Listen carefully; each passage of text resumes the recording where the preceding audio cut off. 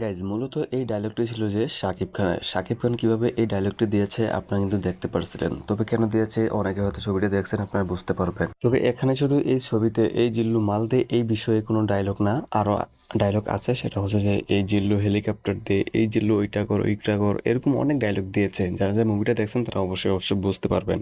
তো এখন এখানে যে হিরো আলম যে কপিটা করেছে, হিরো আলমের বিষয়টা আগে আমরা আজকে দেখবো একটু, যে হিরো আলমের অ্যাক্টিংটা, হিরো আলমের যেই চরিত্রটা কেমন লাগছে আপনার কাছে, আপনারা কিন্তু নিজেই অবশ্যই কমেন্ট করে জানিয়ে যাবেন। তো গাইজ আপনারা এতক্ষণ যাবত যে জিনিসটার জন্য অপেক্ষা করতেছেন, চলুন আমরা সেই জিনিসটাকে একটু এক নজরে দেখে আসি হিরো আলম কি করছে। মালদে